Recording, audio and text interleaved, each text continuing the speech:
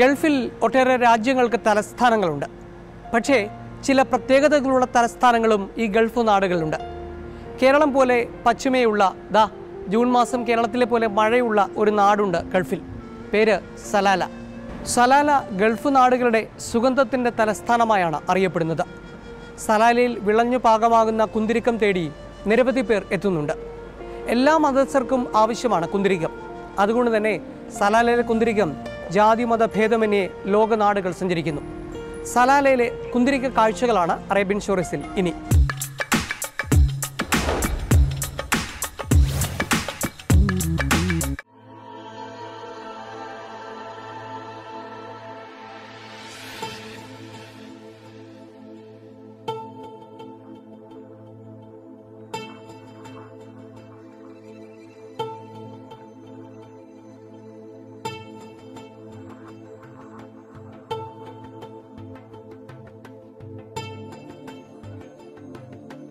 മലയാളി പ്രവാസികൾക്ക് ഗൾഫ് നാടുകളിൽ വെച്ച് ഏറ്റവും പ്രിയം ചെന്ന നാടാണ് സലാല.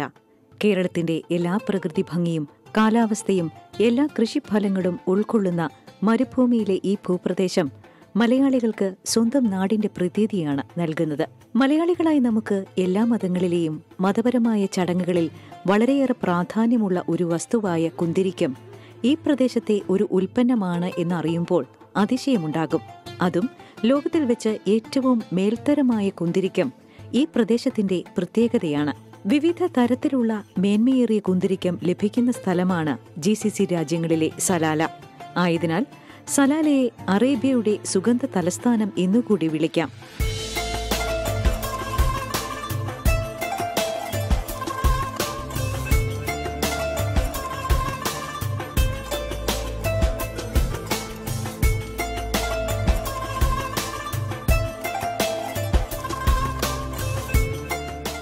ഫ്രാങ്കിൻസെൻസ് അഥവാ ഒലിബാനം എന്നിങ്ങനെയുള്ള ഇംഗ്ലീഷ് പേരുകളിൽ അറിയപ്പെടുന്ന ഒരുതരം മരങ്ങളിൽ നിന്നും ഉൽപ്പാദിപ്പിക്കപ്പെടുന്ന കറയാണ് ഇവ. നമ്മൾ ഈ കറയെ കുന്തിരിക്കം എന്ന് പറയുന്നു. കുന്തിരിക്ക മരങ്ങൾ സലാലയിൽ ധാരാളമായി എവിടെയും കാണാം. ആയതിനാൽ ഇവിടുത്തെ സ്വദേശികളുടെ ഒരു കൃഷിയിനമാണ് ഈ മരങ്ങളും ഇതിന്റെ ഉൽപ്പാദനമായ മരക്കറയും. സ്വദേശികളും വിദേശികളും ഒരുപോലെ മേടിച്ച് കൊണ്ടുപോകുന്ന സാധനമാണ് ഈ കുന്തിരിക്കം. സലാലയിൽ നിന്നാണ് വരുന്നത്. ഇതിൻ്റെ 4 തരമുണ്ട്. പുകയ്ക്കാൻ ഉപയോഗിക്കുന്നുണ്ട്, മെഡിസിനായിട്ട് ഉപയോഗിക്കുന്നുണ്ട്, പിന്നെ ചുയിങ്ങം പോലെ തിന്നാൻ ഉപയോഗിക്കുന്നുണ്ട് ഈ സാധനം. ഇത് വിദേശികളും സ്വദേശികളും ഒരുപോലെ മേടിച്ചു കൊണ്ടുപോകുന്ന സാധനങ്ങളാണ്. അത് ഇതിൽ ഏറ്റവും വില കൂടിയ സാധനം പച്ച ഒലിവാനാണ്, പച്ച കുന്തിരിക്കം. അത് മെഡിസിനായിട്ടാണ് ഉപയോഗിക്കുന്നത്. അത് പല മാരകമായ രോഗങ്ങൾക്കും ഷിഫയുള്ള സാധനമാണ്. പിന്നെ അത് വെള്ളത്തിലിട്ട് വെള്ളം തിളപ്പിച്ച് കുടിക്കാനൊക്കെ ഉപയോഗിക്കുന്നു. അതുപോലെ ക്യാൻസറിനെ പോലും, മാരകമായ ക്യാൻസർ രോഗത്തെ പോലും അതിജീവിക്കാൻ കഴിവുള്ള ഒരു സാധനമാണ് ഈ പച്ച കുന്തിരിക്കം എന്ന് പറയുന്നത്. അതുപോലെ ഇത് ഏറ്റവും കൂടുതൽ ഇവിടുന്ന് മേടിച്ചുകൊണ്ട് പോകുന്നത് ടൂറിസ്റ്റുകളാണ്, വിദേശ ടൂറിസ്റ്റുകളാണ്. ഞാനിവിടെ ഒരു 15 വർഷത്തോളമായി ജോലി ചെയ്യുന്നു. ഇത് സ്വദേശികളും വിദേശികളും ഒരുപോലെ ഇഷ്ടപ്പെടുന്ന സാധനമാണിത്. സുഗന്ധദ്രവ്യമായിട്ട് ഉപയോഗിക്കാനും കഴിക്കാനും, അതുപോലെ വെള്ളത്തിലിട്ട് വെള്ളം തിളപ്പിച്ച് അത് കുടിക്കാനും ഒരുപാട് ഔഷധങ്ങൾ ഉള്ള സാധനമാണിത്. ലോകത്തിൽ ഉൽപ്പാദിപ്പിക്കപ്പെടുന്ന കുന്തിരിക്കത്തിൽ 82% സോമലയിൽ നിന്നും അതിന്റെ സമീപ പ്രദേശമായ സലാലയിൽ നിന്നുമാണ്. സോമലയുമായി വളരെ അടുത്ത് കിടക്കുന്ന സ്ഥലമാണ് സലാല. സലാലയിൽ നിന്നും 40 കിലോമീറ്റർ അകലെയുള്ള ദോഖ താഴ്വരയിലെ കുന്തിരിക്കത്തോട്ടങ്ങൾ ഏറെ പ്രശസ്തമാണ്.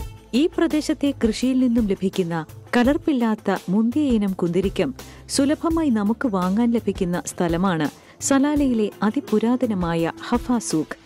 ഈ കുന്തിരിക്കം എന്ന് പറഞ്ഞ സാധനം ഈ സലാലയിൽ തന്നെ ഉണ്ടാക്കുന്നതാണ്.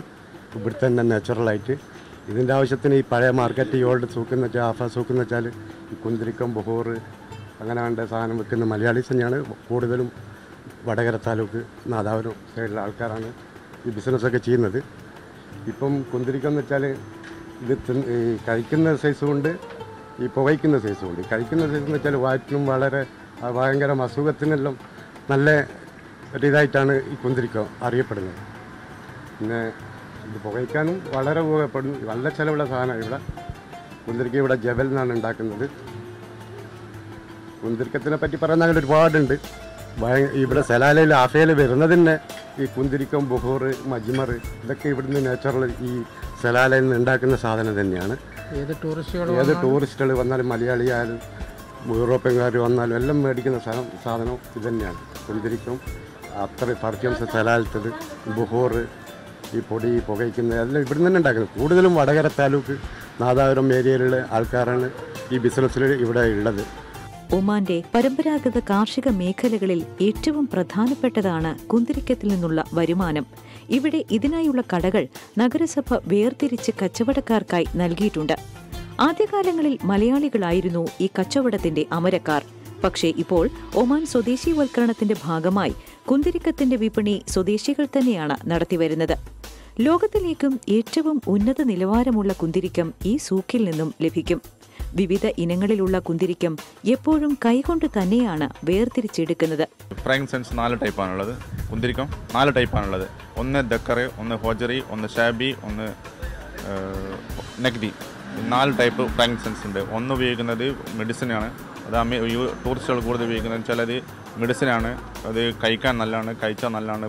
വയർ സംബന്ധമായിട്ടുള്ളത് ടോൺസൺസിൻ്റെ. പിന്നെ രണ്ടാമത്തേതുള്ളത് പിന്നെ ഹോജറി എന്ന് പറഞ്ഞ സാധനമാണ്. മൂന്നാമത്തേത് നഗ്ദി. അത് കൂടുതലും പുകയ്ക്കാനാണ് ഉപയോഗിക്കുന്നത്. 4 ടൈപ്പ് ഉണ്ട്. ഒന്ന് പിന്നെ ഒരു കറുത്തതാണ് വരുന്നത്, മൊക്സയിൽ നിന്ന് വരുന്നതാണ്. ഈ 4 ടൈപ്പ് ഫ്രാങ്ക്സെൻസ് ആണുള്ളത്. ഇത് കൂടുതൽ ഉപയോഗിക്കുന്നത് ഈ ഡക്കർ കൂടുതൽ ഉപയോഗിക്കുന്നത് പുകയ്ക്കാൻ, മെഡിക്കൽ സംബന്ധമായിട്ടാണ്. രണ്ടാമത്തെ ഉപയോഗിക്കുന്നത് കൂടുതലും പുകയ്ക്കാനാണ്. പിന്നെ സലാലുള്ള ജനങ്ങൾ ഉപയോഗിക്കുന്നത് കറുത്ത സൈസാണ്, അത് മൊക്സയിൽ നിന്ന് വരുന്നത്. 4 ടൈപ്പ് ഫ്രാങ്ക്സെൻസ് ആണുള്ളത്. സുഗന്ധമുണ്ടാക്കാൻ എന്നതിനപ്പുറം ഒട്ടേറെ ഔഷധ ഗുണങ്ങളും കുന്തിരിക്കത്തിനുണ്ട്. ഉദരരോഗങ്ങൾക്ക് ഫലപ്രദമായ നാട്ടുമരുന്നാണ് കുന്തിരിക്കം.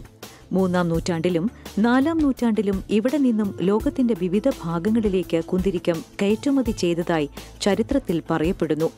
ഈ പരമ്പരാഗത കാർഷിക വൃത്തിയെ നിലനിർത്തുന്നതിനായി ശാസ്ത്രീയമായ കുന്തിരിക്ക കൃഷിയെക്കുറിച്ച് ഒമാൻ സ്വദേശികൾക്ക് സർക്കാർ പരിശീലനം നൽകി വരുന്നുണ്ട്. ലോകവിപണിയിൽ പ്രിയപ്പെട്ടതാണ് സലാലയിലെ കുന്തിരിക്കം. ലോകത്തിന്റെ വിവിധ ഭാഗങ്ങളിലേക്ക് സലാലയിൽ നിന്നും കുന്തിരിക്കം എത്തുന്നുണ്ട്. കേരളത്തിലേക്കും ഇവിടെ നിന്ന് വലിയ തോതിൽ കുന്തിരിക്കം എത്തുന്നുണ്ട്.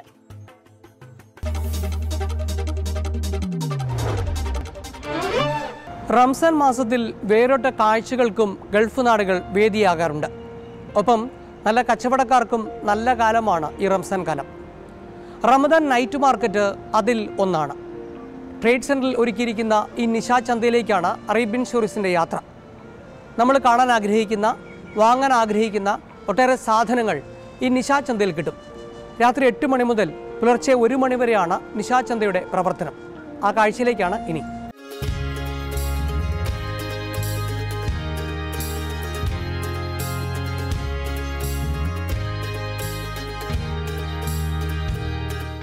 തുടർച്ചയായി ഇത് 6-ാം വർഷമാണ് റമദാൻ വിപണി ലക്ഷ്യമിട്ട് നിശാ ചന്ത ഒരുക്കുന്നത്. രാത്രി 8:30 മുതൽ പുലർച്ചെ 1:30 മണി വരെയാണ് റമദാൻ നൈറ്റ് മാർക്കറ്റ്. ട്രേഡ് സെന്ററിലെ 7-8 ഹാളുകളായി തുടങ്ങിയ നിശാ ചന്തയുടെ ഉദ്ഘാടനം ദുബായ് സാമൂഹിക വികസന authority director general Ahmed Abdul Kareem നിർവഹിച്ചു. സുമൻസ എക്സിബിഷൻ സംഘടിപ്പിച്ചിരിക്കുന്ന നിശാ ചന്ത ജൂൺ മാസം 10 വരെ തുടരും. This year Ramadan night market, there's loads of new activities happening in besides shopping of clothing, garments, electronics, cosmetics. There is a massive food court as we always have. There's a variety of food options for the visitors. We have a massive kids play area as well, which caters to all kinds of games to the kids, and we have a play and win section for the adults who can win loads of prizes for participating in games. Besides that, this year of the 6th edition of the Ramadan night market, we have daily themed activities like we have Thinking Thursday, Foodie Friday, Sing It Saturday, Witty Wednesday, Motivational Monday, Twinning Tuesday. We have loads of new activities and each day has a different theme to it. ലോകത്തിന്റെ വിവിധ ഭാഗങ്ങളിൽ നിന്നുള്ള 300ഓളം പ്രദർശകരാണ് നിശാ ചന്തയിലുള്ളത്. 5 ദിർഹമാണ് പ്രവേശന നിരക്ക്. 5 വയസ്സിന് താഴെയുള്ള കുട്ടികൾക്ക് പ്രവേശനം സൗജന്യം. 10 രാത്രികളിൽ 1 ലക്ഷത്തിലേറെ പേർ നൈറ്റ് മാർക്കറ്റിൽ എത്തുമെന്നാണ് സംഘാടകരുടെ പ്രതീക്ഷ.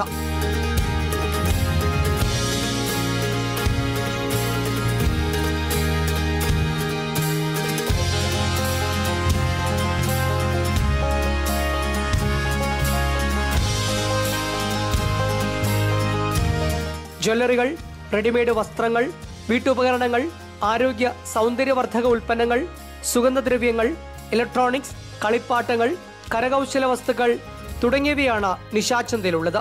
വമ്പിച്ച വിലക്കുറവിലാണ് സാധനങ്ങൾ ലഭ്യമാക്കിയിട്ടുള്ളത്. പ്രവേശന ടിക്കറ്റുകളിൽ നിന്നും തെരഞ്ഞെടുക്കപ്പെടുന്നവർക്ക് എല്ലാ ദിവസവും വിവിധ സമ്മാനങ്ങളും കിട്ടും. സൗജന്യ ആരോഗ്യ പരിശോധന മേളയുടെ ഭാഗമാണ്. ജൂൺ മാസം 8-ാം തീയതി വൈകിട്ട് വിവിധ ഗിന്നസ് റെക്കോർഡ് പ്രകടനങ്ങളും ഈ വേദിയിൽ അരങ്ങേറും. We also have Guinness World Records coming in this time for the very first time, wherein they will be bringing in loads of new records, and visitors can participate in those Guinness World Records, and they can win and they can break the records, and if they pass through it, their names will go into the Guinness World of Records. That's something which is new, haven't been done before in any other exhibition as such. So this is something which is very exciting for all the visitors. വിവിധ രുചികളിലുള്ള ഭക്ഷണ വിഭവങ്ങളും ഇവിടെയുണ്ട്. കുടുംബസമേതം ഇരുന്നു കഴിക്കാനുള്ള സംവിധാനവും കുട്ടികൾക്ക് വിനോദത്തിനുള്ള സൗജന്യ സൗകര്യവും നിശാചന്തയിൽ ഒരുക്കിയിരിക്കുന്നു.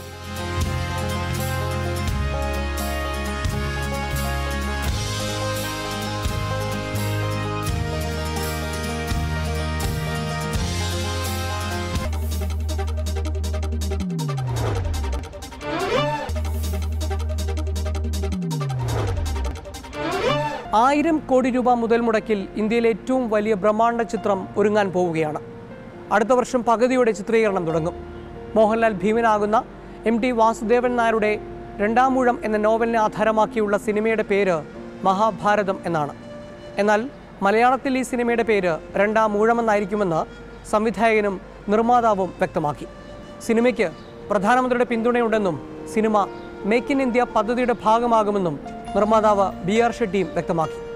രണ്ടാം ഊഴത്തിൻ്റെ പുതിയ വിശേഷങ്ങൾക്കാണ് ഇനി അറേബ്യൻ സ്റ്റോറീസ് വേദിയാകുന്നത്.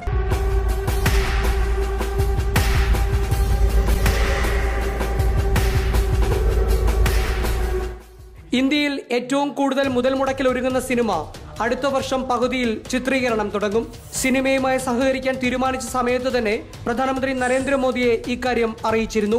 ₹1000 കോടി മുതൽ മുടക്കിൽ നിർമ്മിക്കുന്ന മഹാഭാരത സിനിമയ്ക്ക് എല്ലാവിധ പിന്തുണയും പ്രധാനമന്ത്രി നൽകിയതായി സിനിമയുടെ നിർമ്മാതാവും പ്രവാസി വ്യവസായിയുമായ BR ഷെട്ടി മാതൃഭൂമി ന്യൂസിനോട് പറഞ്ഞു. Modi, the minute we announced the picture a month back, I got a letter from his office saying that Make in India program, please Shetty, congratulations. This is a Make in India program for the world. Caption, keep it ready. This is what I got a letter, and I'm going on 17th to Modi ji, ask for the appointment. If he sees us, and I'll take Sri Kumar, tell the story, everything, take his blessing, approval, and come back. I'm so glad you asked us question. മലയാളത്തിൽ സിനിമയുടെ പേര് MTയുടെ നോവലിന്റെ പേരായ രണ്ടാം ഊഴം എന്നായിരിക്കും. മഹാഭാരത എന്ന പേരിടുന്നതിനെ കുറിച്ച് ഉയർന്ന വിമർശനങ്ങളെ തുടർന്നല്ല പേരു മാറ്റിയതെന്നും സംവിധായകൻ VS ശ്രീകുമാർ മേനോൻ മാതൃഭൂമി ന്യൂസിനോട് വ്യക്തമാക്കി. മലയാളത്തിൽ ഈ ചിത്രത്തിൻ്റെ പേര് രണ്ടാം ഊഴം. കാരണം രണ്ടാം ഊഴം എന്ന പേരിലാണ് രണ്ടാം ഊഴത്തിനെയാണ് നമ്മൾ സിനിമയാക്കുന്നത്. അപ്പോൾ രണ്ടാം ഊഴം സിനിമ മലയാളത്തിൽ നമുക്കെല്ലാവർക്കും അറിയാം, മഹാഭാരതത്തിനെ അടിസ്ഥാനമാക്കി MT വാസുദേവൻ നായർ എഴുതപ്പെട്ട ഒരു നോവലാണ് രണ്ടാം ഊഴം. അപ്പോൾ അതുകൊണ്ട് രണ്ടാം ഊഴം എന്നാണ് മലയാളത്തിൽ ഈ സിനിമയുടെ പേര്. മറ്റു ഭാഷകളിലെല്ലാം ഇത് Mahabharatam based on MT Vasudevan Nair's novel Randam Oozham എന്നാണ് ഈ പടത്തിൻ്റെ ടൈറ്റിൽ. എന്നാണ് ചിത്രീകരണം തുടങ്ങുക? മോഹൻലാൽ അല്ലാതെ ആരൊക്കെയാകും ഇതിനകത്ത് അഭിനയിക്കുക? ഇപ്പോൾ മോഹൻലാൽ മാത്രമേ ഈ ചിത്രത്തിൻ്റെ കൺഫേംഡ് കാസ്റ്റിലുള്ളൂ. കാരണം മോഹൻലാൽ ആയിരിക്കണം ഭീമൻ എന്ന് ഓരോ മലയാളിയും ഈ രണ്ടാം ഊഴം വായിച്ച ആളുകളെല്ലാം ഇത് വായിച്ച ദിവസം മുതൽ ആഗ്രഹിച്ചിരുന്നു. എനിക്ക് തോന്നുന്നു താങ്കളും ആഗ്രഹിച്ചിരുന്നിരിക്കുന്നുണ്ട്. കാരണം ഞാനിത് വായിച്ച മുതൽ എനിക്ക് മോഹൻലാൽ അല്ലാതെ വേറെ ആളെ എനിക്ക് രണ്ടാം ഊഴത്തിൽ ഭീമനായിട്ട് നമുക്ക് സങ്കല്പിക്കാൻ കഴിയില്ലായിരുന്നു. അപ്പോൾ അതുകൊണ്ട് മോഹൻലാലിനെ ഫൈനലൈസ് ചെയ്തിട്ടുണ്ട്. മറ്റുള്ള കാസ്റ്റ് ആൻഡ് ക്രൂ നമ്മൾ തീരുമാനിച്ചു വരുന്നതേ ഉള്ളൂ. അത് ഈ ലോഞ്ച് സമയത്ത് എല്ലാ കാസ്റ്റ് ആൻഡ് ക്രൂവിൻ്റെ ഡീറ്റെയിൽസ് നമ്മൾ അറിയിക്കുന്നതായിരിക്കും. ഒരുപാട് കോൺട്രവേഴ്സീസ് വന്നു. ഒരു പോസിറ്റീവ് സ്റ്റോറിയുടെ അപ്പുറത്ത് കോൺട്രവേഴ്ഷ്യലാക്കാൻ ഒരുപാട് പേര് ശ്രമിക്കുന്നുണ്ട്. അതിനെങ്ങനെയുണ്ട് സംവിധാനം നിലയിൽ നോക്കി കാണുന്നത്? അത് നമ്മൾ കാര്യമാക്കേണ്ട കാര്യമുണ്ടോ? കാരണം നമ്മൾ ഫുൾ പോസിറ്റീവ് തോട്ട്സും പോസിറ്റീവ് തിങ്കിങ് കൊണ്ട് ഒരു വേൾഡ് ലോക നിലവാരമുള്ള ഒരു സിനിമ ഉണ്ടാക്കാൻ ശ്രമിച്ചുകൊണ്ടിരിക്കുകയാണ്. അപ്പോൾ അതിൻ്റെ പാട്ടിൽ പോകും. നമ്മൾ നമ്മുടെ കടമകൾ എല്ലാ ഉദ്ദേശശുദ്ധിയോടുകൂടിയും ചെയ്യുക എന്ന് മാത്രമല്ലേ നമുക്ക് അതിൽ ചെയ്യാൻ പറ്റൂ. മോഹൻലാൽ ഭീമനാകുന്ന സിനിമയിൽ ബാഹുബലിയുടെ അണിയറ പ്രവർത്തകരും ഹോളിവുഡിൽ നിന്നുള്ള സാങ്കേതിക പ്രവർത്തകരും അണിനിരക്കും. 2 ഭാഗങ്ങളായി ഒരുക്കുന്ന സിനിമയുടെ ചിത്രീകരണത്തിന് വേദിയൊരുക്കാൻ രാജസ്ഥാൻ, കർണാടക സർക്കാരുകൾ രംഗത്തു വന്നിട്ടുണ്ടെന്നും സിനിമയുടെ അണിയറ പ്രവർത്തകർ വെളിപ്പെടുത്തി.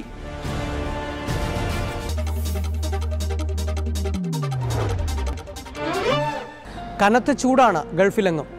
ഈ ചൂടിനൊപ്പമാണ് വിശ്വാസികൾ നോമ്പെടുക്കുന്നത്. അവരുടെ പുണ്യത്തിനൊപ്പം അറേബ്യൻ സ്റ്റോറീസും പങ്കുചേരുകയാണ്. അറേബ്യൻ സ്റ്റോറീസിൻ്റെ മുൻ എപ്പിസോഡുകൾ കാണാൻ www.mathrubhumi.com/tv സന്ദർശിക്കുക. യൂട്യൂബിലും നമ്മുടെ മുൻ എപ്പിസോഡുകൾ ലഭ്യമാണ്. നിങ്ങൾക്ക് ചുറ്റുമുള്ള വാർത്തകളും വിശേഷങ്ങളും ഞങ്ങളെ അറിയിക്കണം. അതാണ് ഞങ്ങളുടെ ഒരു മുതൽക്കൂട്ട്. വീണ്ടും കാണാം. നന്ദി, നമസ്കാരം.